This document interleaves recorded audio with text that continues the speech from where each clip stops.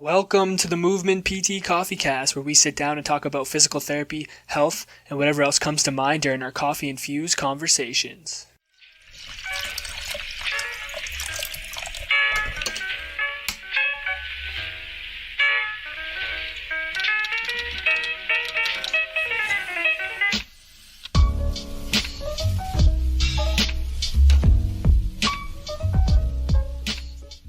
What's going on, guys? Welcome back to the Movement PT Coffee Cast. My name is Dalton, and not with me today is my beautifully bearded friend, William. He is not joining us. This is going to be the first episode where I do an interview without him. He's probably off deadlifting or doing some Viking-type activities. So I'm going to take the reins on this episode. We do have a guest today that I'm excited to introduce to you guys. So we'll jump right into that. We have Dr. F Scott Feil on the podcast today. He's a man of many talents. He's a physiotherapist. He's an entrepreneur, podcaster, and most recently an author. So we're excited to have him on to chat about all of those things and give you guys some information on how you can start to diversify your skill set as a healthcare provider. So, F. Scott, how are we doing today? I'm doing phenomenal, man, Dalton. Thanks for having me on the podcast, man. Long-time listener, first-time caller. So I'm super excited to be here. Welcome. Did I get the last name right? I always stress out about that. You're pretty close. I go by Feil. F-E-I-L. Okay, Feil. But that being said, it depends on where you're from. So if you're more German, it would have been Feil. If you were more Eastern European, Russian, it would have been Fel. And if you're more Polish, like myself, it's Feil. So 3/4 Polish makes it Feil for me. So there we go. Dr. Feelgood is a nickname that my patients have given me from time to time. Perfect. So I'm okay with that. That's awesome. Yeah, I know you have quite a background, so I want to dive into just maybe a little bit of your story, how you got into the healthcare field. I know it's not the traditional pathway that everyone's taken, so I'll kind of let you introduce your path to the followers. Yeah, sure. So I was an English major in undergrad. My dad was an English teacher for 30 some odd years on Long Island up there in New York, and he named me after F Scott Fitzgerald. His first name was Francis, though, and he didn't want to leave it Francis, so he left my first name as just the letter F. That's pretty cool until you turn 16, and then everything first name, middle initial, and all your legal documents get screwed up. So I've got to bring several copies of every imaginable document there is just to get my stuff processed properly, and it still gets screwed up. So, but yeah, I because I was pretty decent at English, reading and writing at a pretty early age, thanks to my pops and my mom. I placed out of 2 freshman English classes, so I graduated in 4 years. But in my 4th year, 2nd semester, I had so much free time on my hands. I think I was taking golf, intro to Japan, and bowling. That was about it. Nice. So I just had a ton of free time, and I knew I didn't want to write. I knew I didn't want to edit. I didn't want to teach. So I was like, well, shoot, I got to get on this job train and figure it out, So I ended up volunteering at the local hospital there by Winston-Salem, where I went to undergrad at Wake Forest. And they put me in the PT department, and I was like, all right, this is pretty cool. I think I could do this. I could bounce balloons around and play with patients all day. This looks fun. I could do that, Then I looked at the prereqs, and I was like, nope, don't have that one either. Nope, another one off the list. So, I ended up taking like 2 years worth of math and science almost just to get into PT school. Oh, wow. Yeah, so I got into East Carolina University. It was a master's program at the time. They offered us a 3rd-year transitional doctorate if we stuck around. And I was like, well, seems like that's the direction that it's heading here in the U.S. I might as well follow, that trajectory and get my doctorate in physical therapy. And I started it there. But then my dad got sick and had some heart problems. And he ended up passing away. And the window of opportunity for me to finish that program closed. So I ended up not finishing at ECU. And at the time, I was studying for my board exam, and I had failed it 3 times. So I ended up having to wait a full year in order to take it again. Well, while I was doing that, I was working as a PT tech, an aide here in the States at the hospital where my dad passed away. And every morning I had to walk by the room where he passed in order to clock in. And it was just brutal. It Yeah. was, yeah, it really made me question, what am I even doing with my life? Do I even still want to go into PT, become a PT? Like, I just don't know anymore, So I formulated a plan. I kind of put my big boy pants back on, and said, my dad would have wanted me to finish this. I got to do it.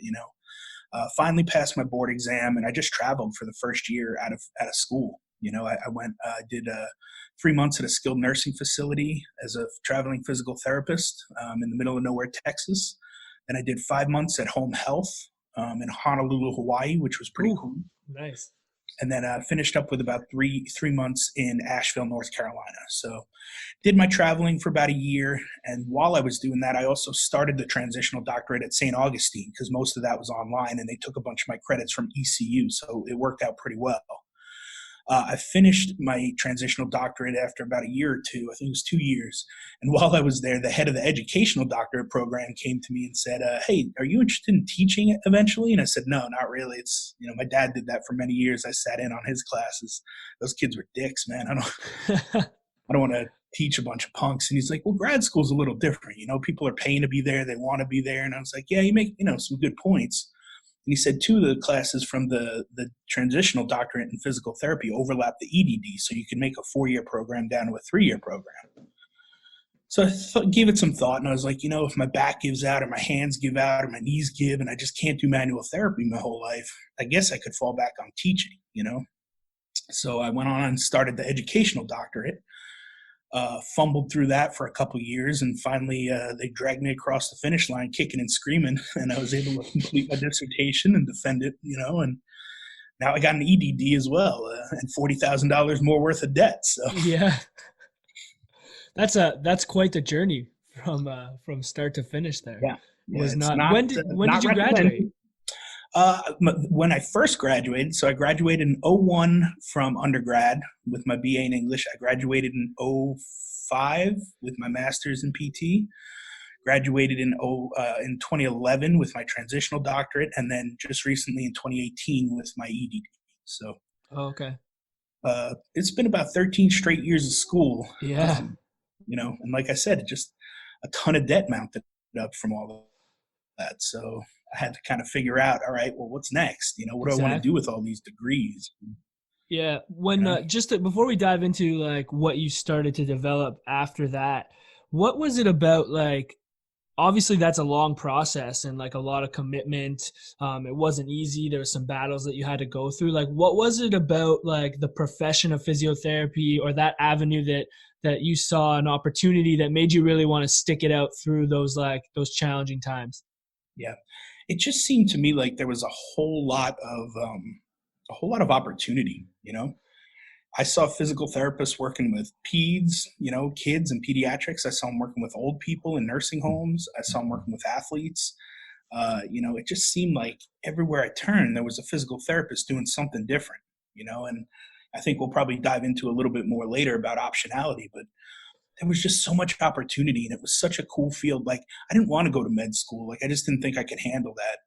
It was a lot of schooling, a lot of long hours, a lot of hoops to jump through. And now in hindsight, I probably could have survived it looking at all that I did, but the organic chemistry was still a killer. So I don't know if that would have worked out, but Yeah. I wanted to be in the medical field. I wanted to help people, and physical therapy just seemed like a really good way to be able to, put your head on your pillow at night, knowing that you did something to help somebody every day. So, I wanted to help.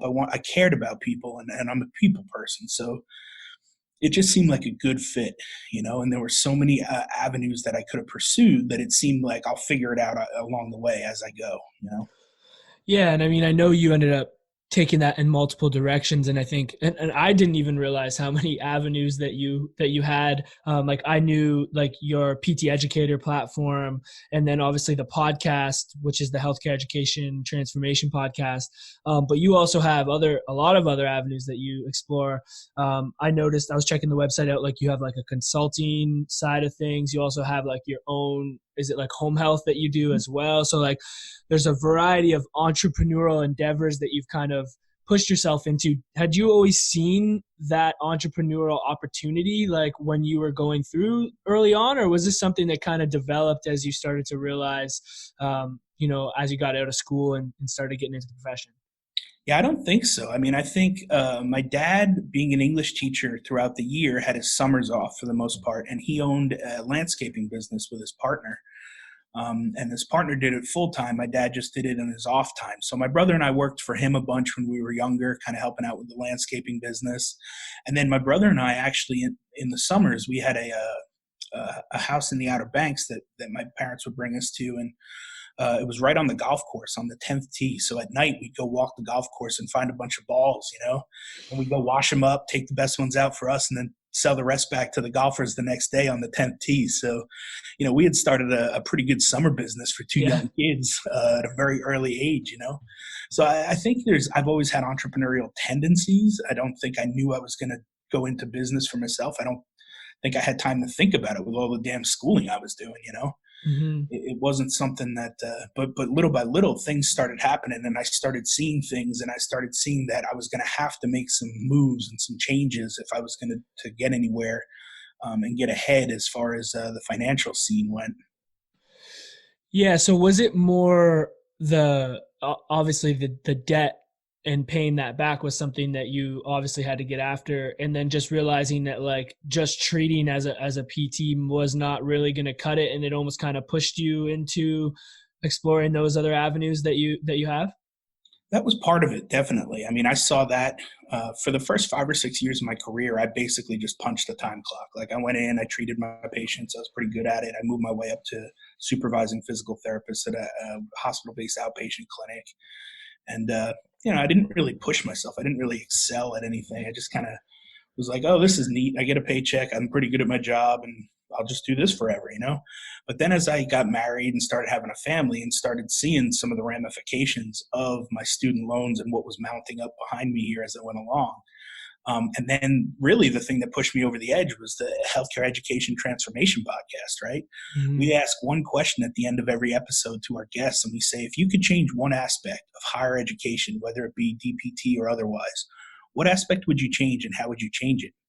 And the number one answer is the cost. It's just too high. The debt to income ratio is bad and getting worse here in the US.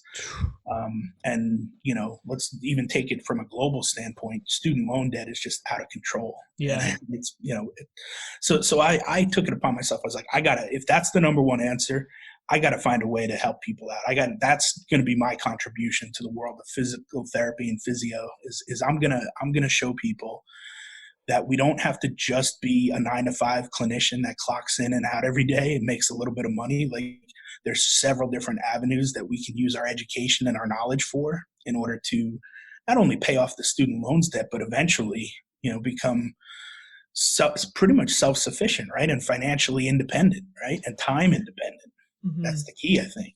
Yeah, I think everyone's kind of looking for that, in some way, shape, or form. At least even for myself, as I've gotten out into the profession, and again, I haven't been practicing for that long, about like a year and a half, but um, I feel those same things.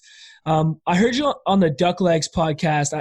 I don't remember when that episode aired, but I listened to it, and one of the really cool things that I heard you say was talking about how you had to take ownership for like those loans, and it was cool to hear that, because I think oftentimes we kind of not use excuses, but like we had to take out that money to get to where we are now, but we also have to take ownership for paying it back. And if you kind of let it get too out of control, that's when it starts leading down those paths of getting into trouble. So it was cool to hear you say that. And I know you've obviously attacked that with the businesses that you've been into. Why don't you dive into some of the avenues that you've explored and that you've found beneficial for yourself in the healthcare space? Yeah, absolutely. So when this all started off, I was just a couple months left on my dissertation. I knew that once I graduated, I'd have about a 6 months grace period where things would finally start to wind down. And again, everybody's saying, oh, the student loan debt's too high. Oh, I can't get a job. Oh, I can't get a job that matches my student loans. Well, okay. Yeah, we should have probably done the research beforehand to figure out what it was we were getting into. And I think that's a little bit misleading by some of the schools. They don't do a good enough job beforehand of educating our students on what student loans are actually going to look like. I didn't know. I just knew that that's what you did. You took out student loans, you graduated, you got a job, you paid them back. Mm-hmm. But if you're taking out $200,000 worth of student loans and a physical therapist as a new grad is making 55, 65,000 a year, the math doesn't add up. You're going to be underwater real quick. Mm-hmm. So, there's got to be better, more well-informed ways to go about taking out these student loans. And I mean, shoot, if I had to do it all over again in hindsight, I would have went to community college for 2 years, then a state school for 2 years, and then probably a state school for my grad school as well. I did it backwards. Mm-hmm. I went to a private school for undergrad, which left me with about 40 to 80,000. I think it was. I can't remember the exact. I think it was 80, closer to 80. Yeah. And then grad school, I went to a state school. At that point, ECU was a state school, and I was in state resident by then. So I think that ended up putting another 20,000 on the bill, and then another 30 or 40 for the EDD. So I think it was 10 for the transitional doctorate and then 30 for the EDD. I think that's what it ended up being. I'm about to release a YouTube vlog episode, a vlogcast episode on my actual numbers and just kind of show everybody what I started with and where I'm at now, and then so they can kind of follow along live, real time for my journey and how I'm going to knock it out. But yeah, I started out thinking, okay, what can I do in my free time to make a little extra money to try to knock some of these student loan payments down quicker? And the first one was, I can do mobile therapy, right? I can do cash pay out of network, just drive around to people's homes and treat them in their homes and just charge cash for it, right? Very simple business model, very low overhead. And that's how it all started. Started seeing patients, for about $100, $150 an hour. I'd treat them in their homes, their offices, their businesses. And eventually I kind of morphed the business model a little bit to kind of pick my avatar. At first I was trying to grasp at straws and just get everybody I could in the door. But then I really narrowed down to a niche, and it was more like businessmen and businesswomen, high C-suite level executives, CEOs, because I was trying to pitch to them that I was saving them time by coming to their office or their gym or their home, because I know they're busy. Plus they had the expendable income. So Sure. I knew that they'd be able to pay for my services. From there, I started realizing that, okay, I'm seeing patients on the side, a couple extra hours a week. That's bringing in a couple extra hundred. That's great. But I have all this knowledge and I know how to develop curriculum thanks to the EDD. I got to come up with an online course. And that's where I paired up with David Bailiff to create the mobile PT roadmap course, which is basically a course on how to start a mobile PT business from start to finish. I'd been doing it for a little while part-time. David's been doing it for a long time full-time. And so we came at it from two different angles and two different outlooks on it. And we created this course for other physios to go out and try to start their own mobile business if they had, if they were just starting and had no idea how to do it. And that's where PT Educator kind of came from. So I started an online platform where I could sell some courses. The first actual course that I sold for individuals was actually a video game injury course. It was injury prevention and wellness for esports and video gamers. So that was actually pretty cool. And once I did that, I just realized that I could basically sell anything. I just take my knowledge in PT and physio and kind of relay it into things I was interested in. My second course ended up being a fantasy football course where it kind of reviewed all the injuries that could happen throughout the year during a fantasy football season and what the return to play looked like. Timing wise, when was your guy going to get back onto your roster? For sure. Yeah. So I did that, and that didn't sell very well at first. That was a loser. But I did team up with the fantasy football counselor eventually, and he had over 1 million downloads on his, his YouTube channel, and over 100,000 followers on his Instagram. So once I teamed up with him, the course started selling a lot better because I had a platform then to kind of put it out to. Sure. So that was pretty interesting. But I think, when I looked at the bigger picture, I was like, okay, great. Now I have a couple courses selling. They're selling when I'm asleep, I'm still making sales, right? Things are coming in. I'm starting to generate some revenue. But then from a bigger picture, I was like, but these courses are only $10 to $15 a piece, or this one's, $500, or this one's, $900 or whatever it may be. So I started trying to think, okay, that's great, but how can I leverage my time for a larger amount, right? How much am I actually worth? How much is my time really worth when it comes down to it? And that's when I started the consulting business. I started doing lead generation. I started doing, just trying to help clinics with their social media and stuff like that. And I found that I could package a bunch of stuff together and pull in like a bunch of different stuff in order to create a package that would work for small businesses. And, those you're looking at maybe 3 or 4 hours worth of work to kind of bring it all together. And you can charge anywhere from, 3 to 10,000 for those. It just depends on how intricate they get and what they're really looking for. So, Mm-hmm. the consulting gigs have been probably the most lucrative to me as of late. Because they're kind of short and sweet. You get in, you get them down, you figure out what the client's needs are. Once you hammer those out and you give the delivered product, and they pay on it, you're done. That's it. And you walk away with a pretty nice paycheck. So, and again, it's just leveraging my knowledge in healthcare and being a physio, and showing dentists or orthodontists or plastic surgeons or even other physios how to get more patients in the door using Facebook ads and Google ads and digital marketing and social media. Because there's definitely still a bunch of people and businesses out there that don't even use that stuff. They don't even know how it works. So Yeah. if you can show them, here's how it works, here's how I get results, they're usually on board for a contract here or there. Yeah, that's great. So like just taking your skills, your knowledge, your understanding, bringing it into the healthcare space, and then packaging it in a way that we can understand it and show that it's effective is kind of how you've started to diversify, let's say, like your financial streams of revenue. Yep.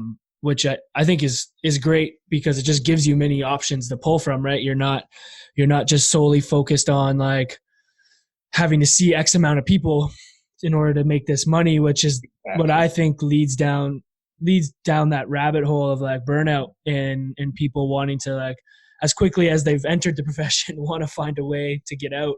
So I think it's cool that there's people like you out there, like, educating other healthcare professionals on the avenues that they can take, because I think there's a lot of people out there that have skills and have more, that they want to do, but they don't really know how to do it or where to start or how to approach it. And, just starting this podcast and talking to a bunch of people and just seeing the power of social media and the internet and what we have today, like, there's so many different opportunities out there from a physiotherapy perspective that doesn't require you to be in the clinic 60 hours a week to make enough money to live. So right. And you hit the nail on the head, right, Dalton? I mean, let's look at this. Look from a bigger standpoint. Let's say you are the physio to the stars or major league athletes, right? And your cash pay, you're 100% out of network. There's still a glass ceiling to that, how much you can charge for a physio visit. I mean, sure. You're seeing some good cash pay rates here in the States, 150 to 350, somewhere in there. That's great. Maybe you're charging $500 an hour. That's phenomenal. But it's going to be hard to get to that point. There's just not going to be that many people, right? And B, it's still $500 an hour. If I can find a way to make $1,500 an hour, $3,000 an hour, more per hour, and that's really showing what my time is worth. Now we're talking, and I may not have to physically be there doing something for that hour to make that kind of money. So, yeah, like, to make it like tangible, maybe for the listeners, is like, what kind of like advice or tips would you give someone that's kind of sitting on, like, some ideas, or they have this thing in the back of their mind that they want to pursue, but they're not really excuse me, sure how to go about it? Like, what would be your advice to, like, those first steps? yeah. So, bottom line, the first thing you've got to do is start a business. Just do it. Just file the forms. I think to form my LLC, my very first, or it was a PLLC here in Texas, but to file my articles of incorporation and get my employee ID number and my tax number, it was about $300 maybe. I had a fraternity brother of mine who was a lawyer, so he did all the paperwork for me. You can do it through LegalZoom, though, very simply. Just start the business. Once you have your LLC in place and your tax ID number, now you've got something tangible you can work with, and you can now provide a service for somebody whatever that may be, whatever your specialty is. So if you've got a list of 4, 5, 6 ideas, that's great. You can do them all, but you've got to pick one, and you've got to start with that one. And I talk a little bit about this in the book. You have to avoid shiny object syndrome. Right now, unfortunately, marketers are doing a great job on Facebook, putting ads in front of you saying, oh, make $1 million a year. Oh, make a 6-figure business. Oh, you can do this and make 6 figures. And it's like, great. Yeah, they all work. I mean, if you stick to that one thing and you go with it, you'll probably do okay. You'll figure it out. But you've got to get one stream up and running and functioning and making you money, because money is the lifeline to a business, right? Money is the oxygen that keeps the business going. You got to have money coming in. So get something up and running, get it started, and just go. Just do. Offer your services, offer it to everybody you think might need it. Put a little bit of money behind some Facebook ads, whatever you got to do to get those first few clients in the door and get that little bit of money, that nest egg going, and then just build off it from there. Once you've got one stream up and running, then you can move to your next stream and focus on that.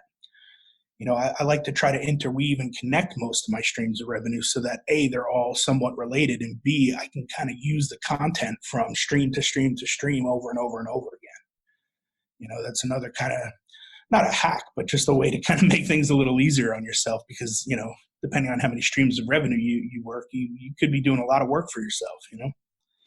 Yeah, and it just makes it easier on you in terms of content creation or just time, in general, right? If you can have those things transfer across the streams, I think it just saves you the time, and you can focus on, some other important aspects of the businesses.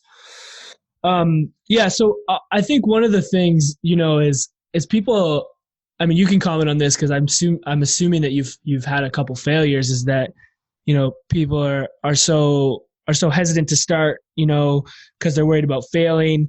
But the thing is like going after it, seeing what happens. And if you fail, you just kind of move on to the next one. Have you kind of had some of those experiences where you thought like, hey, I have a really good idea, a revenue stream I want to pursue, and it didn't work out? Big time. I've had tons of failures, but as an entrepreneur, that's part of it, right? It's not really a failure unless you completely stop trying. Instead of a failure, we kind of look at it as a learning opportunity. Like, oh, all right, well, that didn't work. I got to try something different. I've got a great example that happened just the other day. CSM happened here in Denver not too long ago, which is the American Physical Therapy Association's big combined sections meeting.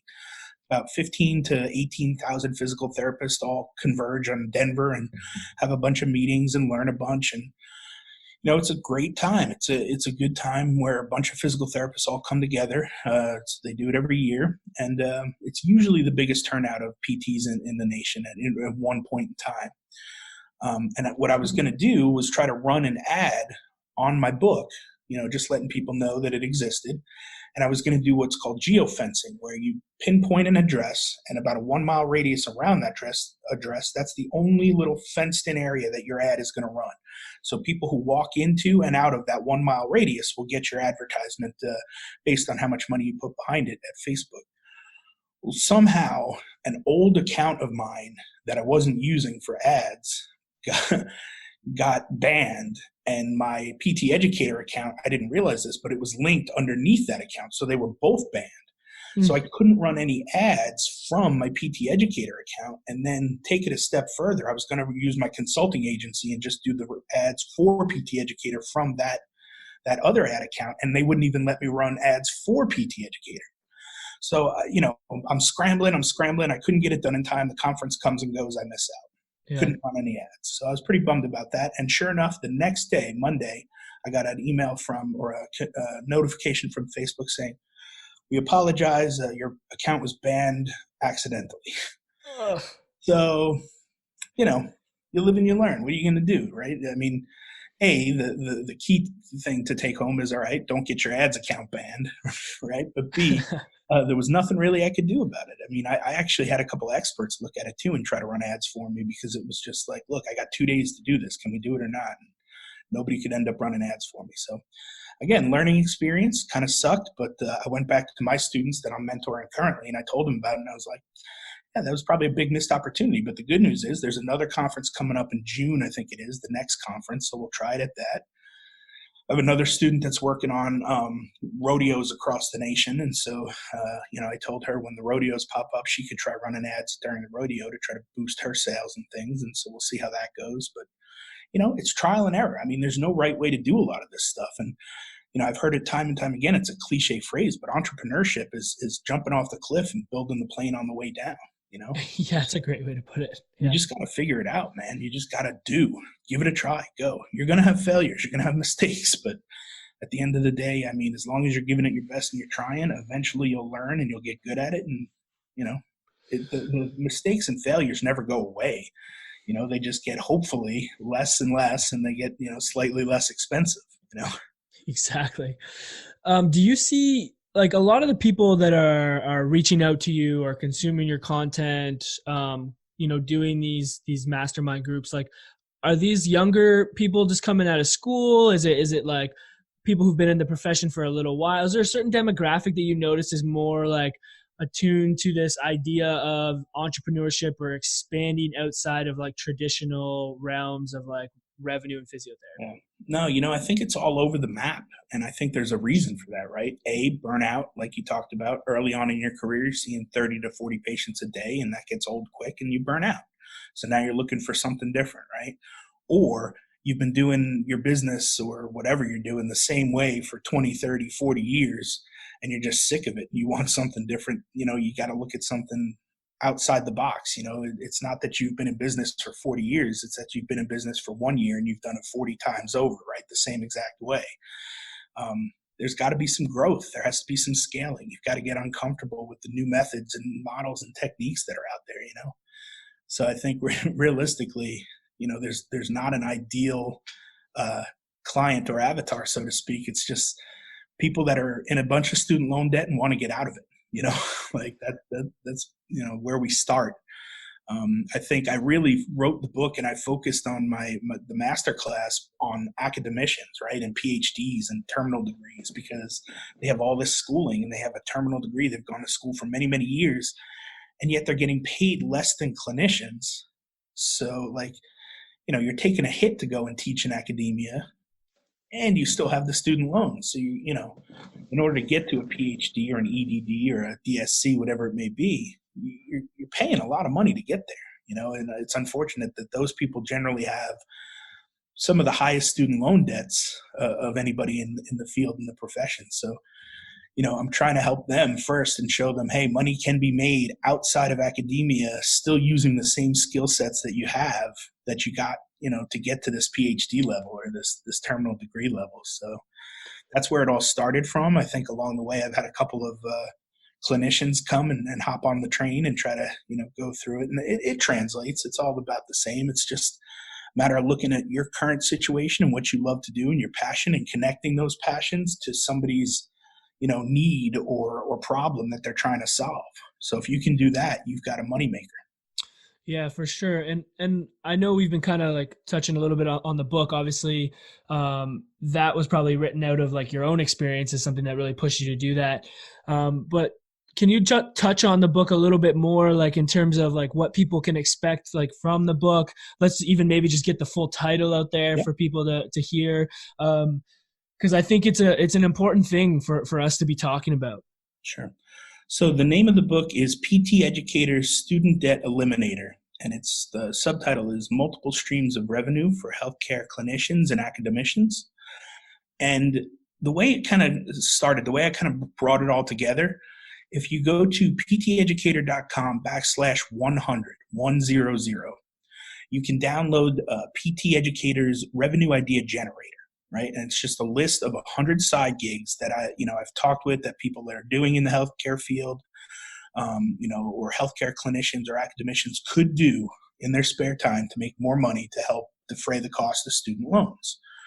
Of those 100, I've tried about 25 of them personally, and I've got those marked on the list of ones that I've tried. Of the 25, I've narrowed it down to about 8 that are still worthy of my time and that I could do comfortably and that I could make a pretty good chunk of money on, while still helping out a ton of people. And that's really the key is I want to be able to help as many people as possible. The money that comes in from it is just a side benefit, right? I personally have dealt with student loan debt, and I'm still dealing with it. It's not fun, and I know the stresses that it brings on. So if I can just help a ton of people get their student loans under control and under wraps, well, my mission's done. My job here is done. The money is just a byproduct. So that's kind of how it all started and how I all brought it together. And I think, of the 8 revenue streams or it's probably a little bit more than that, 8 to 10 revenue streams that I still do to this day, it puts it in an organizational fashion so that you can do as few or as many of them as you'd like. And I think, I have the feel good method in the book. It's obviously a play on my last name, but Yes.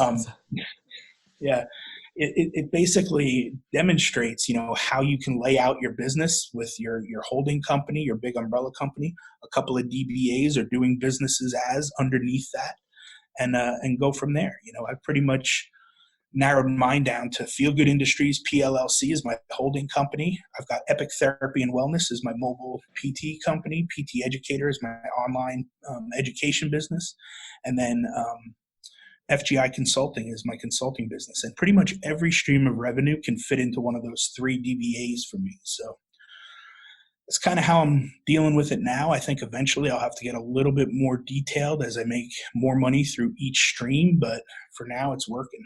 I'm not going to mess with it too much. I'm just going to keep trying to grow it and scale it little by little, and we'll just see. I think the key for me is I'm always going to need a 9 to 5 because, my wife's a type 1 diabetic. And so we need not just healthcare coverage, we need good healthcare coverage. Yeah. So that's been my goal for the last 3 years or so, is to try to find a job with the, least possible hours and least possible stress for the most possible benefits, medical benefits.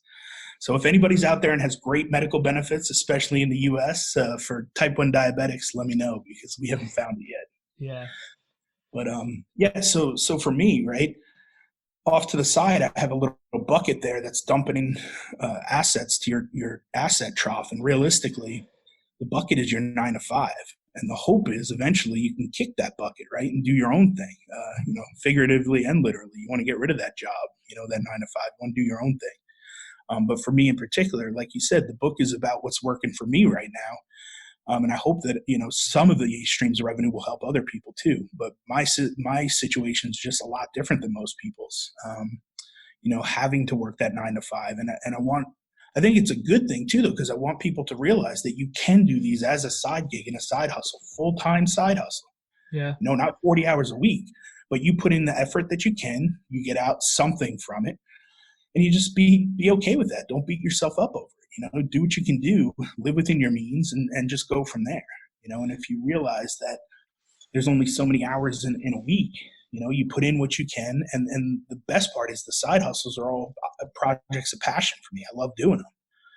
So I don't mind working the extra 15 to 20 hours a week because I love that stuff, Yeah, and I think it's a good point. It comes down to, I think a big part is like self-awareness of like what you really want, right? Like, if you want to start a side hustle out of like a passion that you enjoy, and you only want to put a couple hours into it a day, then that's what you do, right? Or if you're sometimes out of necessity, you got to maybe put in 5-6 hours a day because you need to make money to pay off your loans, to feed your family, to keep the lights on.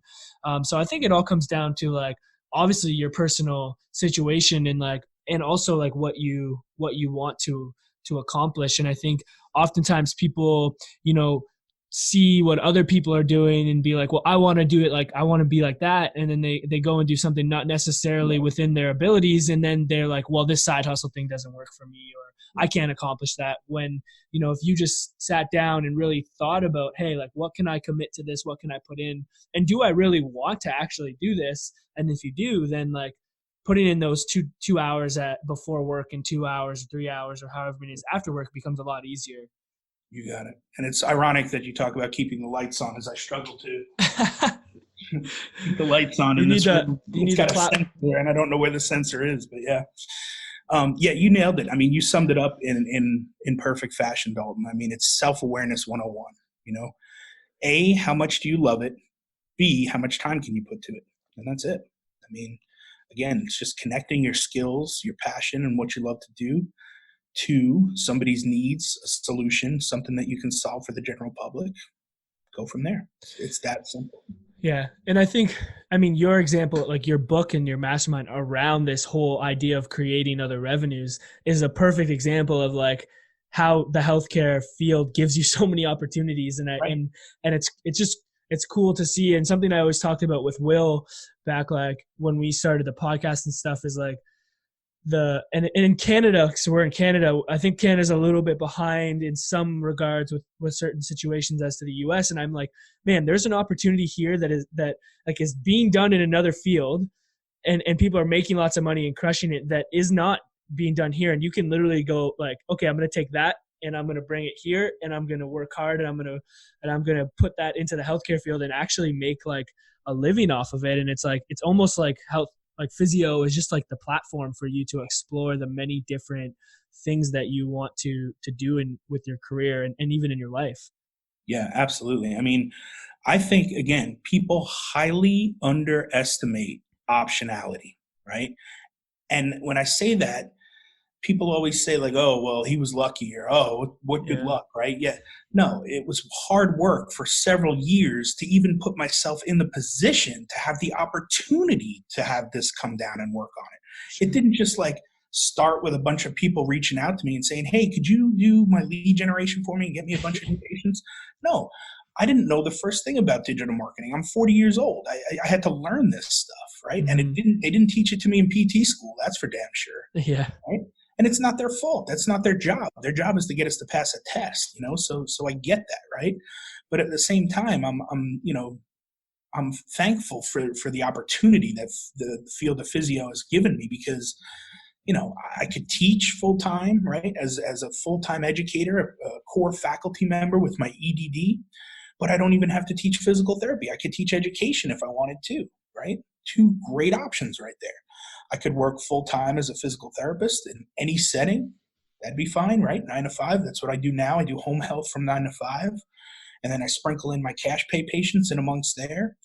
And then on top of that, like you said, I get up early. I do a little bit of outbound marketing. I get up, stay up a little late and do a little bit of outbound marketing and replies and stuff. And I work on some projects there. I help create courses for people on weekends, usually, if I have a little bit of free time. I use my curriculum development and my educational knowledge from the EDD to create online courses for other practitioners. It's just a matter of putting yourself in the position to have the opportunity to choose from these 10 different things or 20 different things, and that doesn't just come overnight. That comes with a lot of networking. That comes with a lot of outreach. You've got to meet the right people who are looking for your services at some point. Shoot, I ghost wrote 2 books. One was for a urologist, and one was for a physio. And, ghostwriting isn't like something that's well advertised. It's not like my name is attached to the book. I wrote it for somebody else to then go use for their purposes. So it's not like they're shouting my name from the rooftops. Ghostwriting doesn't just fall in your lap and people come looking for you. Right. It's kind of a word of mouth thing. It's a very, under the table, well, so-and-so ghost wrote my book. You should go talk to them. And eventually somebody comes and reaches out to you. Hey, I heard from so-and-so that you wrote their book. Can you help me? Yeah, I can do that. So it's not like I advertise like, look at these ghost writing books that I did, that doesn't happen. Like you've got to work at it. You've got to make the right connections. You've got to talk to the right people, and you've got to, show that your skills are up there. A lot of copywriting practice, a lot of digital advertising practice, a lot of social media practice. And, if you're not willing to put in the time, none of this is going to work. There's no side hustle that's a get rich quick scheme. They're just not out. No, sure. and passive income, that's not a thing. Like, do I make money on courses while I'm sleeping? Yes, I do. But there was also a ton of work up front to get those courses up right. There's a ton of work to keep up the marketing and getting the word out there about the courses. So like, it's not really passive income. It's more front end work versus less back end work, maybe, but that's about as close as you get to passive income these days. For sure. And I think those are important pieces to get across, because I don't think a lot of the truth comes out oftentimes. So I'm glad that you touched on that. Just to wrap up, on top of the book, you also offer like a little course that people can take that I'm pretty sure I just saw on your social, that like cohort one just went live, or you're just in the middle of that right We're now? right in the middle of that. Yep. So Cool. this was a beta course. It's the first time the course is being run off the back end of the book. It can be found at pteducator.com/masterclass. It won't be live again until probably the ads and stuff will start running for it, and it'll open back up for sign up in May. We're going to go June and July. It's an 8-week course. Basically goes through each stream of revenue that I talk about in the book. It also includes a bunch of power calls with me, weekly power calls, and a weekly live Zoom that we do with the whole cohort. So, we basically dive into your personal plan, and we individualize it for your business and what you're looking to do and how many of the revenue streams you want to perform. And we just make it work and make it make sense for your business in particular. So it's a little more hand holding. It's obviously a little more a deeper dive into your own personal situation and what you're trying to accomplish. But the book is a great starting point. And that, I think as of now, that can only be found on Amazon. It's available in a Kindle version and a softcover version. I can get you a link for the show notes and stuff. I'll have to, but if you just look up my name, F Scott Feil, Feil, or a PT educator, student debt eliminator, you'll find them. Cool. Yeah. Anywhere else you want to push people to find more about you before we wrap up here, like your website or anything like that? Instagram? Yeah, I think pteducator.com is always a great starting site because that's got all the social media handles on it. The big one really, I think, is going to be youtube.com/pteducator, because that has a weekly vlogcast on it. I'm going down one by one on that list of the 100 that we talked about and interviewing somebody in the field who's done that side hustle and who's doing it currently pretty successfully. So I think we're up to week 7 or 8. We're going to do it for 100 weeks, so it's a 2-year project. But that's awesome. We're cruising right along.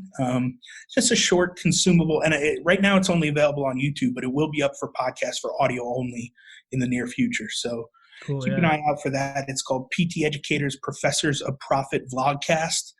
And like I said, it's cool to see somebody who's actually doing the side hustle and making the most of it.